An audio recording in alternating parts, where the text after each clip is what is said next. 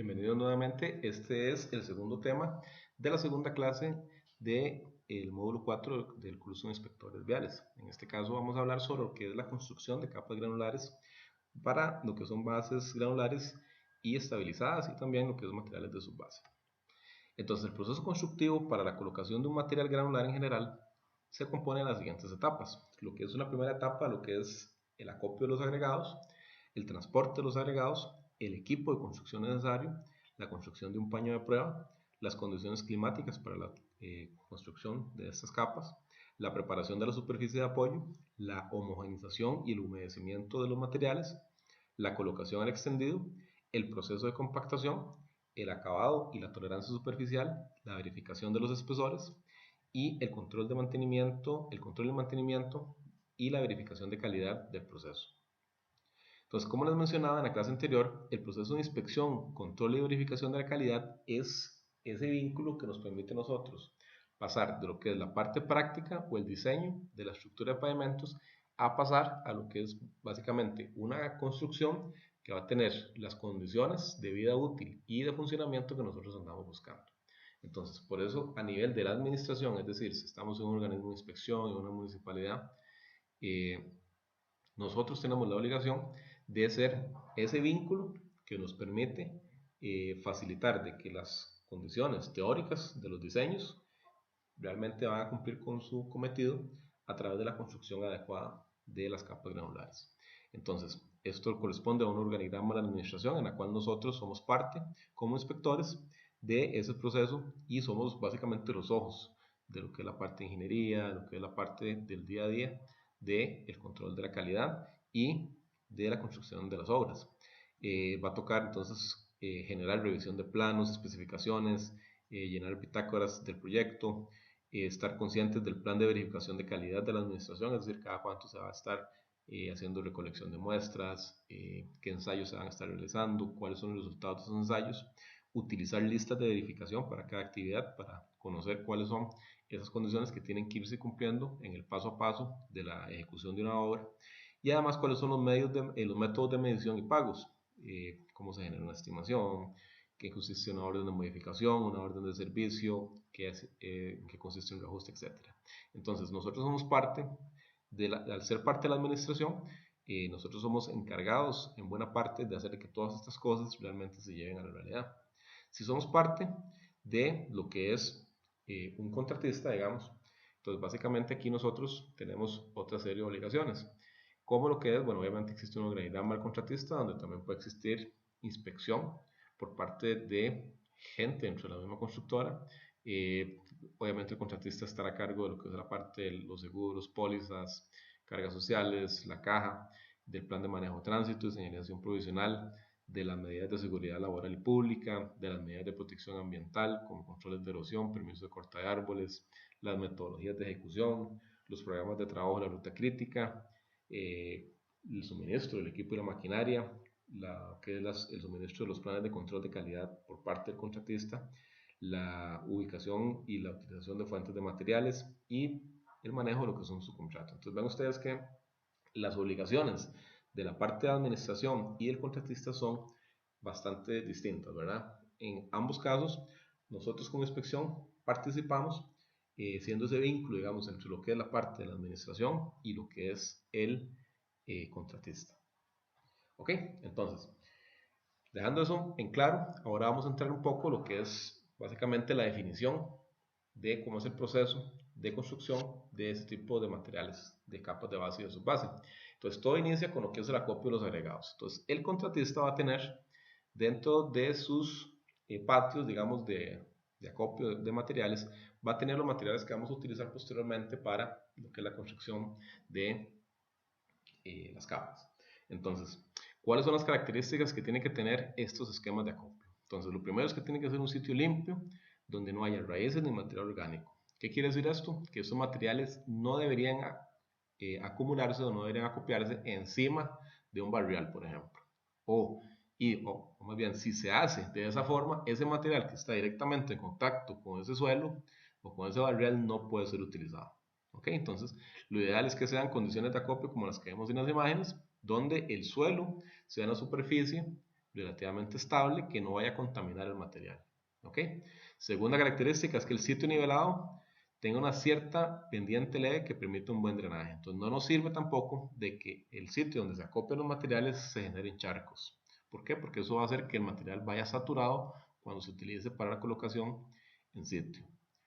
Después, la superficie del sitio, material granular o compactado impermeable, debería ser con algún tipo de concreto, con un asfalto, con una lona, con plástico, con lo que sea. Entonces, como les decía hace un momento, lo que no queremos es que el acopio de los materiales se lleve a cabo encima del suelo.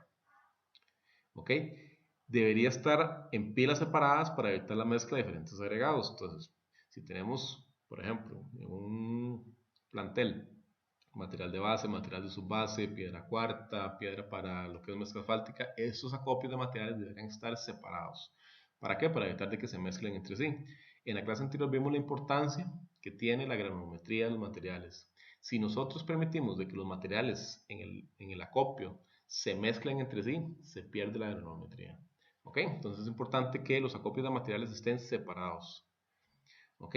Que las pilas estén alejadas del tránsito de vehículos para evitar contaminación con polvo. Entonces, si estos acopios de materiales están expuestos a que pasen vehículos muy cerca, entonces cuando los vehículos pasan, van a levantar nubes de polvo. Y esas nubes de polvo van a hacer que esos materiales comiencen a adherir polvo y eso cambia la granulometría, cambia los factores o la forma, digamos, de la plasticidad del material, por lo que vimos en la clase anterior.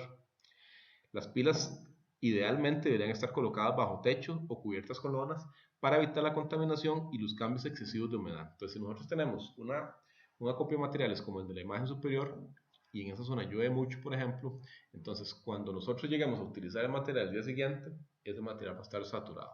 Entonces, es probable que tengamos que extender el material, esperar que se seque un poco para después poder ser utilizado. Entonces, esta es una condición que no es ideal, sino que nosotros, para mantener un control sobre el humedecimiento y el nivel de humedad que tienen los agregados, lo ideal es que los mismos estén en un acopio techado. Después es importante mantener agregados con una cierta humedad o una humedad cercana a la de la compactación. Entonces ustedes verán que muchos stocks, digamos, o muchos patios de acopio de materiales se suele tener, si bien el material bajo techo, cada cierto tiempo se le aplica una cierta cantidad de agua para mantener una cierta humedad que va a ser cercana, digamos, a la humedad óptima de compactación. Y como regla de dedo, o algo, digamos, un consejo, es no utilizar los últimos 15 o 20 centímetros del apilamiento del agregado. ¿Por qué? Porque esos materiales que están en el puro fondo del acopio generalmente van a ser materiales que han sufrido un poco del proceso de segregación, es decir, se han separado lo que es los materiales más gruesos de los materiales más finos. Y generalmente en los fondos de estos acopios lo que hay es material predominantemente grueso. Entonces, si nosotros utilizamos ese material, va a ser un material que no va a cumplir con las características de granulometría que vimos anteriormente, sino que al ser material que es predominantemente grueso, va a ser un material que va a tener una granulometría básicamente discontinua. Entonces, eso hemos visto que era algo que no nos servía. Ok, aquí vemos otras condiciones de acopio. La forma en la que nosotros hacemos el acopio es muy importante. Y lo que vamos a buscar cuando hacemos esos apilamientos es lo que vemos en la imagen del centro, que sea a partir de plataformas y en capas horizontales. Lo que no queremos en un acopio es ver conos, ¿ok? Los conos o la forma cónica favorece mucho la segregación de materiales. Entonces, si nosotros estamos o el contratista tiene los apilamientos de material en conos, es muy probable que los ensayos de granulometría no cumplan con lo que andamos buscando. ¿Por qué? Porque los materiales gruesos se van a ir al fondo y los materiales más finos van a quedar arriba. Entonces, cuando la pala recoja el material, no va a estar cargando, digamos, en la distribución de granulometría que nosotros andamos buscando, sino que probablemente cargue primero el material grueso, después el fino, entonces no nos sirve. Por eso es que la forma ideal para un acopio de agregados es como el que vemos en las imágenes del centro, que son acopios en capas y en plataformas, no en conos. ¿Okay? Entonces, como dice ahí, evitar formas cónicas de los apilamientos, pues favorecen la segregación del agregado. ¿Ok? Luego viene la etapa de lo que es el transporte de los agregados. Entonces, el transporte se hace por medio de vagonetas, digamos, o vehículos autorizados que estén en buenas condiciones y tienen que tener varias características. Primero, estas vagonetas tienen que estar limpias. Es decir, si una vagoneta, por ejemplo, en una municipalidad suele pasar mucho de que las vagonetas que se utilizan para hacer un movimiento de tierra son las mismas que se utilizan para transportar mezcla asfáltica, que las mismas que para movilizar material de base, material granular. Entonces, cada vez que nosotros cambiamos de material para lo que es el acarreo de una vagoneta, tenemos que lavar el balde de la vagoneta. ¿Por qué? Porque si esta vagoneta el día anterior estuvo jalando tierra y hoy la ponemos a jalar material de base, ese material de base se va a contaminar, va a ser un material que va a tener, va a estar contaminado con suelo, va a ser un material mucho más deformable. Entonces, lo que andamos buscando es que los vehículos, las góndolas, estén lo más limpias posibles y que cada vez que se cambie el material que se va a transportar, se le haga un lavado de la góndola para que esté limpia. Ok, importante, otra condición es que los vehículos tienen que tener una lona en la parte superior. Esto es básicamente para evitar dos cosas. Uno, para evitar de que ciertos agregados tiendan a volarse, digamos, de la vagoneta y generen un problema a los demás usuarios de la vía. Y lo segundo es para evitar de que si estamos en una condición lluviosa, ese material se nos sature de, de agua, ¿verdad? Entonces vamos a tener un problema al momento de la colocación por un exceso de humedad. Entonces, básicamente la lona que se coloca encima de la góndola es para esos dos fines. Se recomienda transportar el agregado con el porcentaje de humedad cercano al óptimo para reducir el riego de agua en sitio. Es decir, lo que vimos anteriormente en la parte de acopio, se suele mantener el material con una cierta humedad. Eso es para que al momento de colocación no tengamos que aportar muchísima agua al momento de compactar. Y importante, llevar un registro de los camiones que tengan, que hagan el proceso de entrega del material al sitio del proyecto. Entonces ven ustedes que la parte de la inspección sí incluye, digamos, lo que es el registro de los camiones que entran y los camiones que van entregando material, pero no es que el inspector va a estar solamente contando vagonetas, ¿verdad? Sino que tiene que encargarse de otra serie de cosas, ¿verdad? Entonces es parte del trabajo, pero no es únicamente todo lo que tiene que hacer el inspector, sino que tiene que averiguar, tiene que, digamos, estar preparado para verificar otra serie de condiciones. ¿Cuál es el equipo de construcción necesario? Pues aquí en este caso, el equipo mínimo va a estar indicado en el contrato que se firmó con el contratista y el equipo tiene que estar en buenas condiciones y el funcionamiento para mantener un rendimiento de actividades que no produzca atraso. Entonces, ¿cuáles son los equipos típicos para este tipo de labores? Equipo de acarreo, que son vagonetas, un tanque de agua, digamos un camión con agua para aportar agua al proceso de compactación, es decir, para estar cerca de lo que es la humedad óptima, que vamos a hablar de ella más adelante. Una motoniveladora, que básicamente lo que hace es repartir el material, un compactador, que puede ser de rodillo vibratorio, como el que vemos en imagen. Generalmente aquí se recomienda que sea al menos unas 10 toneladas, pero bueno, eso dependerá de las posibilidades de la constructora o la municipalidad. Puede ser un equipo más liviano, lo cual va a ocupar mucho más pasadas, o puede ser un equipo más pesado que va a ocupar menos pasadas. Se recomienda contar dentro del equipo con un compactador manual o un compactador vibratorio, sobre todo para lo que es la compactación en zonas donde la compactadora no pueda ingresar o cuando usted está haciendo compactaciones, por ejemplo, cerca de estructuras, como pueden ser cabezales, como pueden ser bastiones de puentes, como pueden ser zonas, digamos, cercanas a tuberías. En ese tipo de situaciones se recomienda utilizar un compactador de estos vibratorios. ¿Ok? Y también opcionalmente se puede utilizar un bajo, digamos, como para acomodar material o para diferentes labores que puedan ser requeridas. Entonces, el equipo de construcción o una cuadrilla típica, digamos, para la construcción de un material granular es la que tenemos aquí resumida. El paño de prueba básicamente es un ensayo general que nosotros hacemos de lo que es el proceso en el cual vamos a practicar.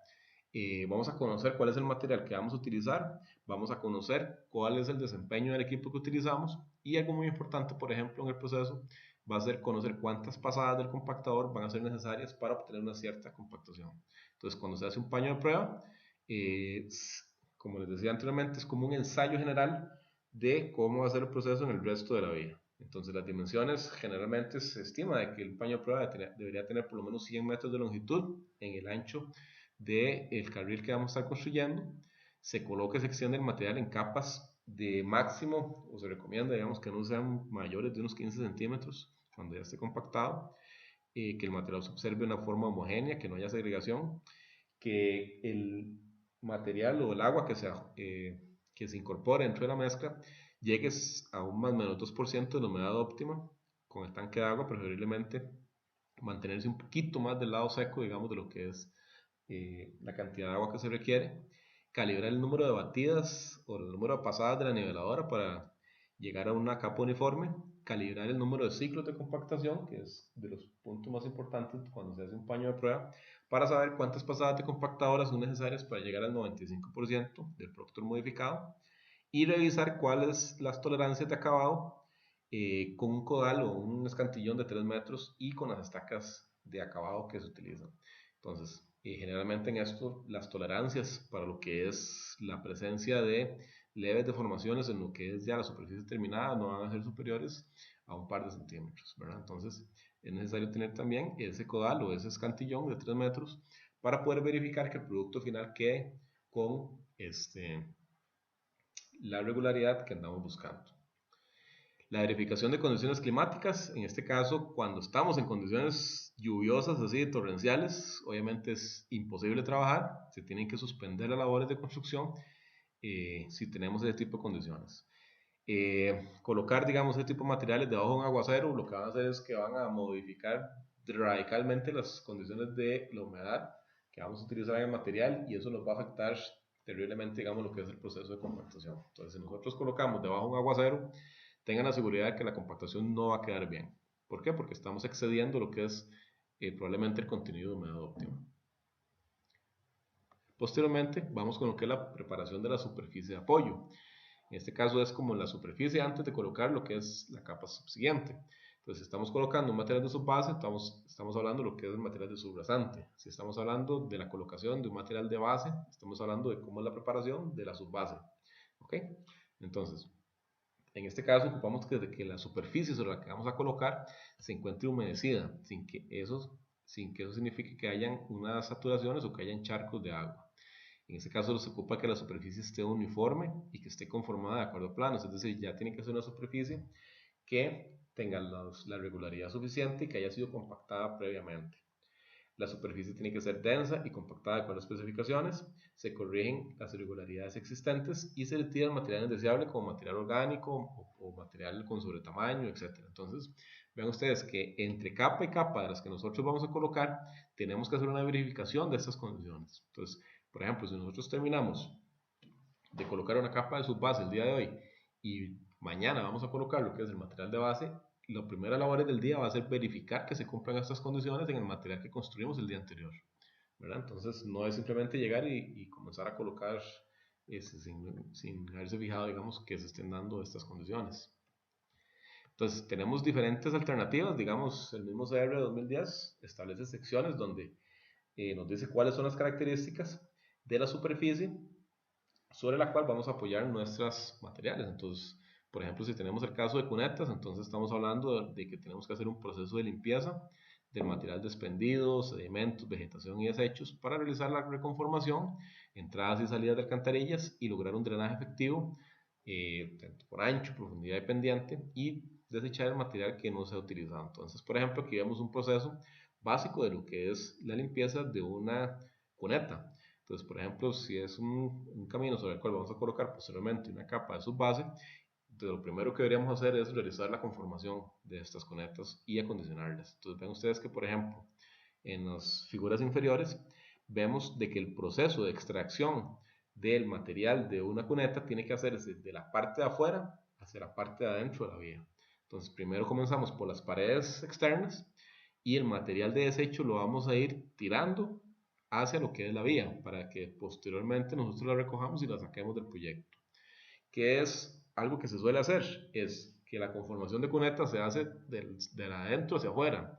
Y entonces eso hace de que el material cuando queda en el puro extremo de la vía, en los costados de la vía, básicamente va a ser imposible de sacar.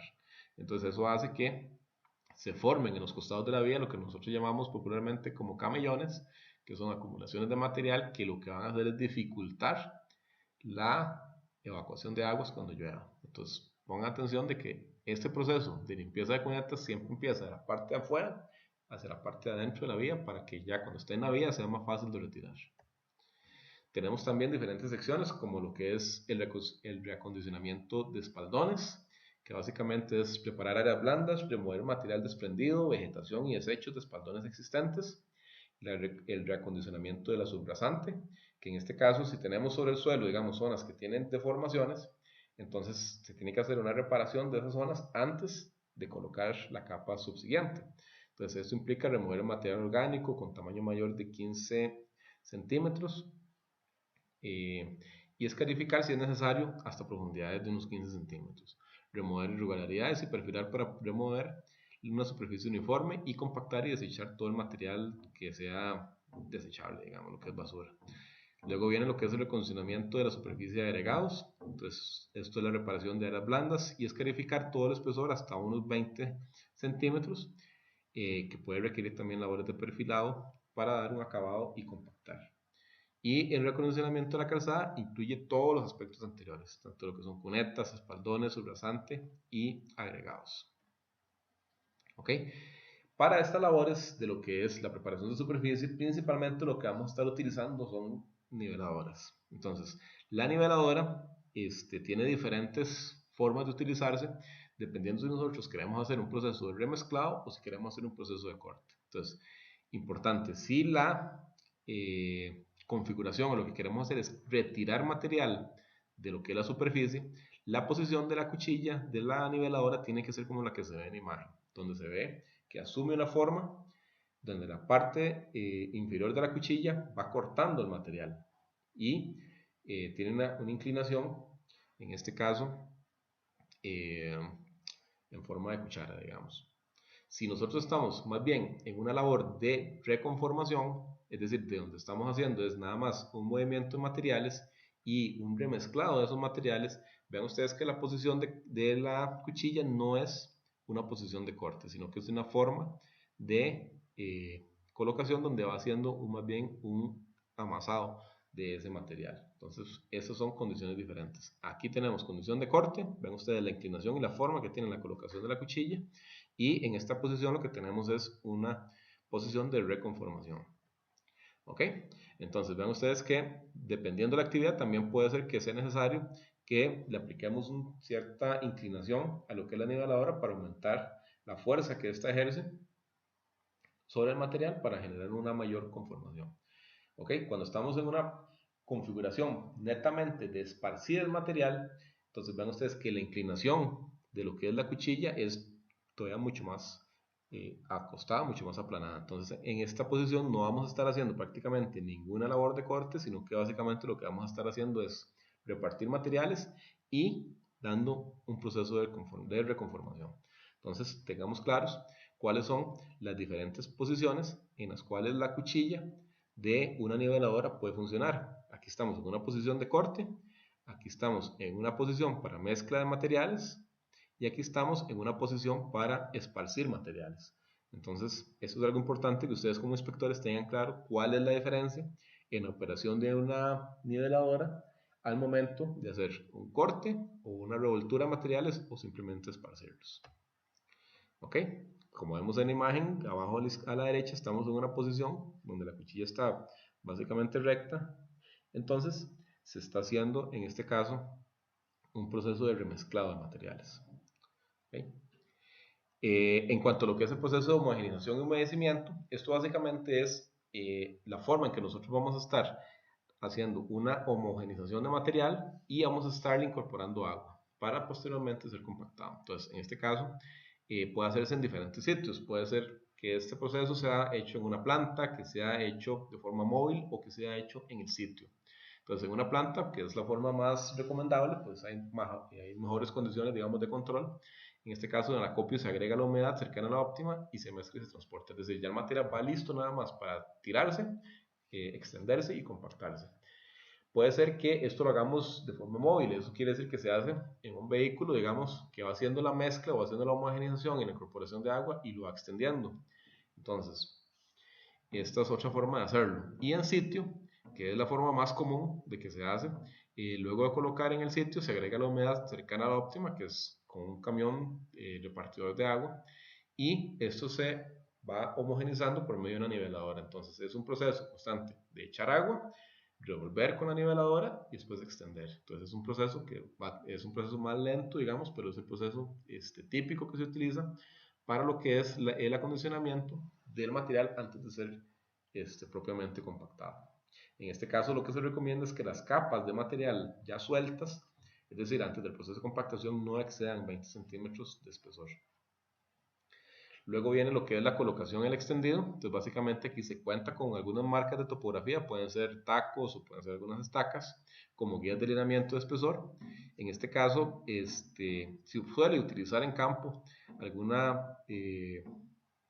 método, digamos, de control en sitio para ver el espesor. Entonces muchos contratistas utilizan tacos de color rojo para lo que es la nivelación de materiales de su base y tacos de color amarillo para material de base. Sin embargo, esa escogencia, digamos, del color puede ser totalmente pues, aleatoria, ¿verdad? Entonces, lo importante es que existan los tacos, que los tacos lo que hacen es que nos permiten conocer cuál es el espesor que vamos a estar colocando. Entonces, para el niveladorista y para la gente, el ayudante del niveladorista, va a ser muy importante que esos tacos existan para saber si requiere extender más el material o si le está haciendo falta material o si le sobra material. Ok, entonces generalmente la colocación de estos tacos va a ser dependiendo del tipo de forma que lleve la calle. Entonces, si estamos en una condición donde estamos en una zona donde hay una recta, entonces los tacos pueden estar cada 20 metros, por ejemplo. Pero si estamos en una zona donde hay curvas, entonces probablemente se requiera que esos tacos estén por lo menos cada 10 metros para que sea más fácil llevar el control al momento de hacer el extendido. Se extienden los agregados de forma uniforme por medio de una multiniveladora u otro equipo autorizado, evitando el proceso de segregación. La capa de agregado se coloca en espesores no mayores de 15 centímetros compactado hasta lograr el espesor que está indicado en planos. ¿Por qué estamos hablando o insistimos tanto en este tema de que el espesor no sea superior a unos 15 centímetros ya cuando esté compactado? Porque los equipos de compactación generalmente van a tener poca capacidad de suministrar energía cuando la capa es muy gruesa. Entonces, si estamos intentando compactarnos en una capa de 40 centímetros con una compactadora, entonces tenga usted la seguridad que la parte de abajo de esa capa no va a tener ninguna compactación. Entonces, por eso es que se insiste tanto en que los espesores sean relativamente bajos. Se realiza un riego adicional para alcanzar la humedad óptima de compactación, si fuese necesario. Se conforma la capa de acuerdo a los planos, tanto lo que es alineamiento, bombeo, peraltes, y el equipo de acarreo tiene que conducirse alternadamente, es decir, las vagonetas no pueden todas andar en fila, una detrás de otra, digamos, porque esto lo que hace es, en una capa recién colocada, generar surcos, digamos, generar ahí un agüellamiento.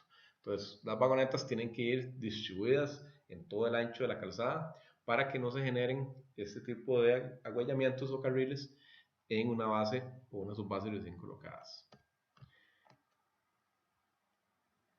Ok, entonces aquí vemos un esquema de lo que es la colocación y el extendido.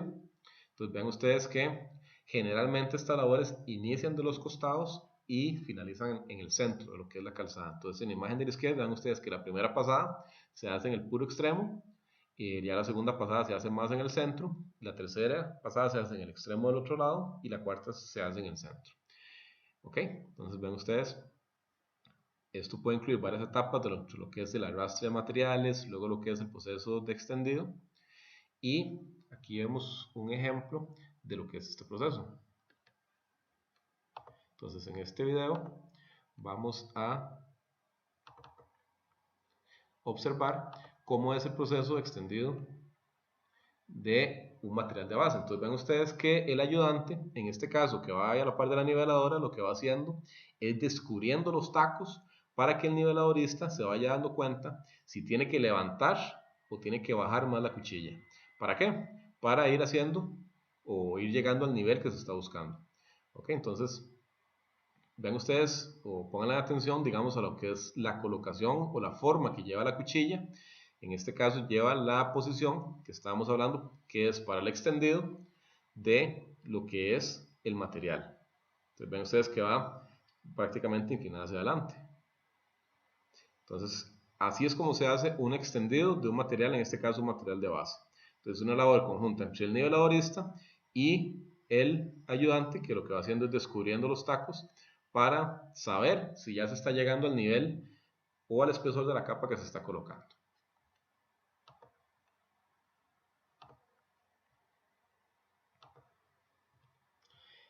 Posteriormente viene lo que es el proceso de compactación.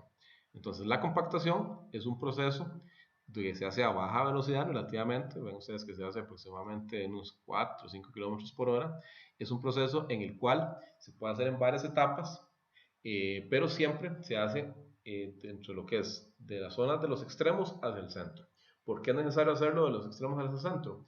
Porque si nosotros comenzamos a compactar del centro hacia los costados, básicamente el material se va a ir esparciéndose a los lados.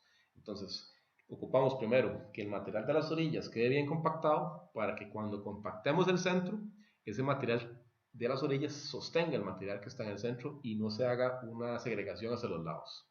¿Ok? Entonces, por eso es que la técnica siempre inicia de los costados hacia el centro. ¿Ok? Es importante que siempre entre cada pasada del compactador haya un traslape. Es decir, si compacto esta franja, entonces la siguiente tengo que agarrar parte de esa franja en la siguiente pasada de la compactadora. Después, a veces se recomienda de que la primera pasada de la compactadora sea sin vibración.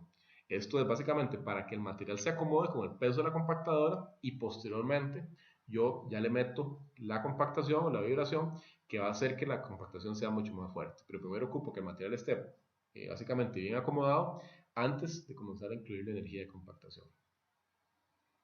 ¿Okay? La compactación es muy importante. La forma más fácil de verificar compactación es a través de un densímetro nuclear. Entonces, la figura superior derecha, ustedes ven a ese señor ahí, lo que está haciendo es una verificación de compactación en un material compactado.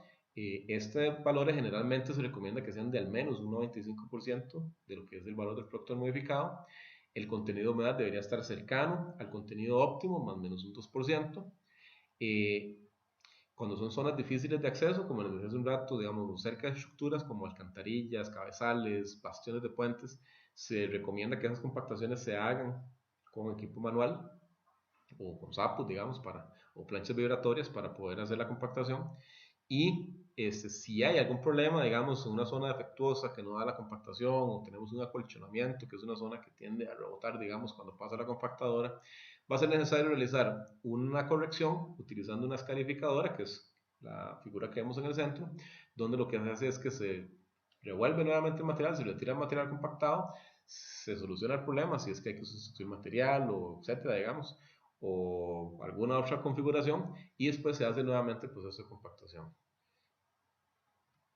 Aquí vemos, digamos, cuál es la diferencia entre una compactación, lo que llamamos una compactación estática y una compactación posteriormente dinámica. Entonces, la compactación estática es lo que nosotros llamamos pasarle la compactadora sin vibración. Entonces, la compactación estática obviamente es menos energía, pero lo que va a hacer es acomodar básicamente el material que va a estar siendo colocado. Entonces, después de hacer este acomodo, que es básicamente con el peso de la compactadora, se hace la compactación dinámica. Entonces, la compactación dinámica lo que hace es generar energía, que lo que hace es acomodar de una mejor forma lo que son los agregados que ya fueron previamente acomodados. Entonces, la compactación dinámica siempre es necesaria, es decir, siempre es necesario generar vibración para que los agregados se acomoden de una forma correcta. ¿Cuál es el principio de la compactación? Veamos otro videito donde vamos a estar hablando de lo que es el proceso de compactación. Ok, entonces, en este caso lo que vamos a estar, hablando es del proceso de compactación. Entonces, ¿qué hace la compactación estática y la dinámica? La compactación estática básicamente lo que hace es simplemente dar un acomodo inicial de las partículas. ¿Por qué necesitamos vibración? Vean ustedes cómo se comportan los materiales cuando se someten a vibración. Se genera un reacomodo de las partículas y la compactación aumenta considerablemente. Entonces, vean ustedes, este es un proceso estático y generalmente con el proceso dinámico lo que hacemos es generar una mayor compactación de los materiales.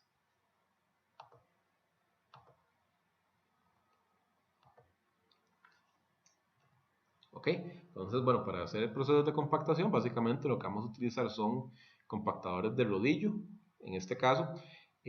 Para lo que son materiales granulares, generalmente utilizamos este tipo de compactadoras. Casi nunca se recomienda que se utilice compactadores que sean de doble bolillo. Las compactadoras de doble bolillo son las que utilizamos para compactación de mezcla asfáltica. Entonces, para lo que son suelos y para lo que son materiales de base y de subbase, lo que se recomienda son equipos de este tipo, donde comenzamos siempre las compactaciones en los extremos de la vía y hacia el centro. ¿Okay? Entonces, tenemos diferentes tipos de compactadores. Entonces, podemos tener rodillos lisos, que son como el que vimos en la imagen anterior, que se utilizan básicamente para materiales como arenas, gradas bien graduadas y materiales de suelo de baja plasticidad. Podemos tener diferentes compactadores, como por ejemplo los que llamamos el patacabro, que es un compactador que en el tambor tiene como unas, vamos a decirlo así, unas ciertas pelotas, digamos, unas masas, que lo que hacen es que meten, digamos, el material de una forma más fuerte. Ese tipo de compactador se utiliza solamente en suelos. ¿Ok? Después tenemos los compactadores de llantas, que son básicamente los que utilizamos para lo que es la compactación final de lo que son capas de mezcla asfáltica. Y podemos tener también rodillos vibratorios que se utilizan tanto para, digamos, materiales como gravas, arcillas, eh, pero no se utilizan tanto, digamos, como para suelos muy finos, ¿verdad? Y podemos tener también lo que son los apisonadores mecánicos o vibradores, que son para zonas relativamente pequeñas, donde ocupamos compactar materiales, digamos, de no muy grande extensión, ¿verdad? Porque así es un método bastante lento. ¿Ok? Posterior a que terminamos el proceso de compactación, tenemos que verificar las condiciones de tolerancia superficial, es decir, si quedaron deformaciones en el material de base o de subbase que estamos colocando. Entonces se verifica que la superficie tiene un acabado superficial liso, sin agüellamientos y sin irregularidades. Se utilizan estacas de acabado, entonces para eso es que se utilizan las estacas para saber si colocó el espesor suficiente, y se mide la tolerancia superficial con desviaciones de no más de 1 centímetro respecto al nivel de las estacas y elevación de la rasante según planos. Si no se utilizan estacas de acabado de rasante, se miden las irregularidades con un escantillón de 3 metros. Entonces el escantillón básicamente es un elemento, generalmente se recomienda que sea metálico para que no tenga muchas deformaciones, de unos 3 metros donde se apoya, es como un codal, y en este caso, cuando se coloca el codal, no tienen que quedar irregularidades mayores a los 15 milímetros de espesor. Cada capa granular de rodadura de tolerancia superficial es de más 2 centímetros o menos 1 centímetro respecto al nivel requerido según planos.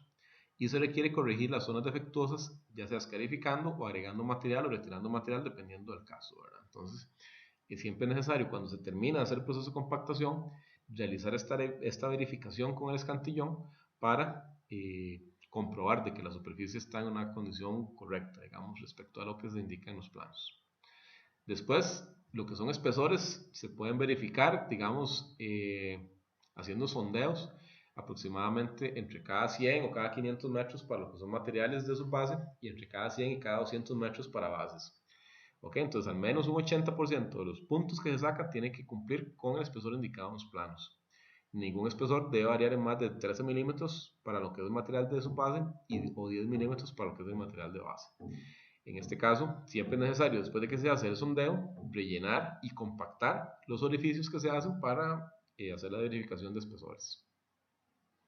En cuanto a lo que es control y mantenimiento, es importante cuando se construye una capa de subbase o de base evitar hasta donde sea posible que el tránsito camine sobre ellas de una forma, digamos, apenas que usted termine, que comience a pasar de vehículos, no es adecuado. Es más, si usted pudiera evitar de que pasen vehículos, sería lo ideal, ¿verdad?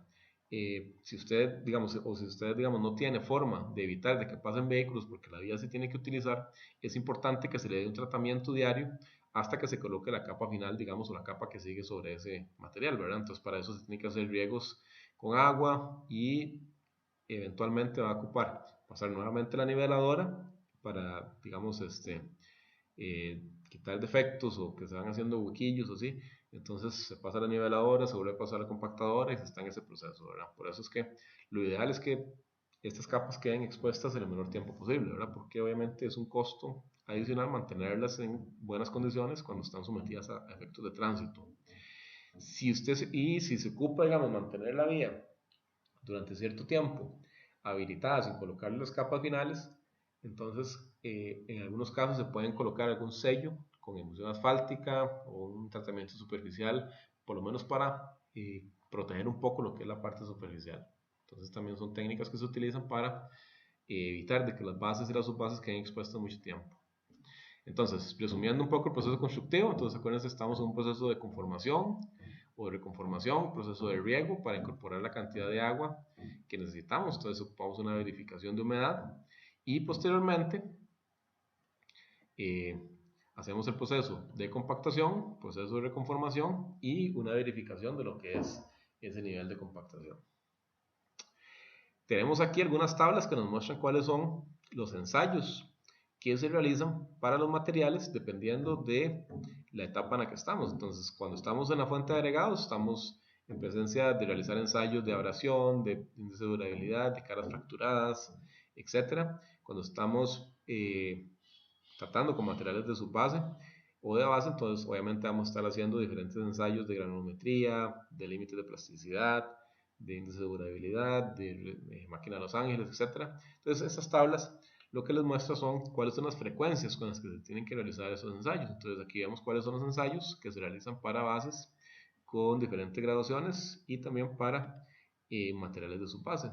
Entonces, aquí vemos, digamos, cuáles son algunas recomendaciones y los números que están en rojo son los números que se aproximan básicamente a lo que es un volumen de producción cada vez que se hace una verificación. Entonces, para no estar utilizando términos de toneladas métricas, que es un poco más difícil de visualizar, tal vez se utilizan, digamos, o se recomiendan aquí, se incorporé, digamos, medidas de volumen. Entonces, ven ustedes que, por ejemplo, lo que es ensayos de granulometría para un material de base podría hacerse aproximadamente cada 400 metros cúbicos. En el caso de los diferentes ensayos, ven ustedes, por ejemplo, la compactación debería hacerse cada 250 metros cúbicos o por día, ¿verdad? Dependiendo del tipo de obra que estemos construyendo. Entonces, estas tablas les van a ser de utilidad para conocer cuáles son la frecuencia con la que se hacen diferentes ensayos en lo que es los procesos de construcción de materiales de base y de subbase.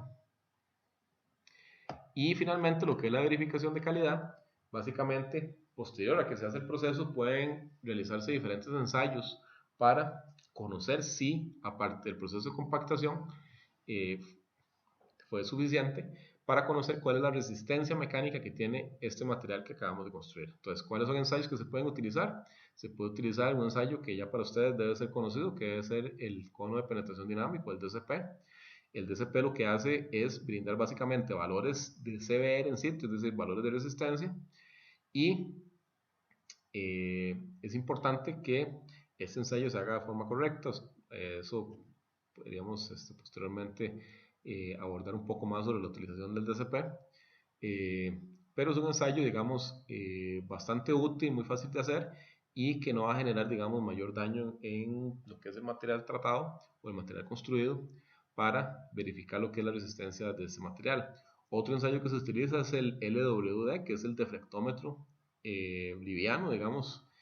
Básicamente es la imagen que vemos en el centro. Eso es un deflectómetro liviano, que lo que hace es que nos brinda como resultado saber cuál es el módulo resiliente, del cual hablamos en la primera clase, que tiene ese material que acabamos de colocar, ¿verdad? Entonces, un material es un método relativamente rápido de hacer y que nos va a brindar resultados inmediatos para saber la resistencia que tiene ese material granular. Otro ensayo que ya está un poco en desuso es el ensayo de la viga Benkelman. Básicamente la viga Benkelman lo que hace es una medición de deformaciones cuando se le aplica una carga a un pavimento. Entonces ahí lo ven en la imagen inferior, se le coloca una vagoneta con un cierto peso. Entonces ven ustedes que después el aparato de medición, que es ese aparato de color azul, lo que hace es medir cuáles son las deformaciones que genera la presencia de esa vagoneta en este caso una capa de base o de subbase. Entonces es una forma de saber si el material que colocamos tiene el comportamiento que andábamos buscando. Entonces son ensayos adicionales que existen para lo que es la verificación de las condiciones de calidad, digamos, de lo que es el material que acabamos de colocar. Ok, entonces con esto finalizamos lo que es el segundo tema de esta clase del día de hoy, relacionada con lo que era la construcción de materiales. Entonces los invito a que pasemos al tercer tema de la clase de hoy, que sería el último tema, y vamos a abordarlo de una forma inmediata. Entonces, muchísimas gracias.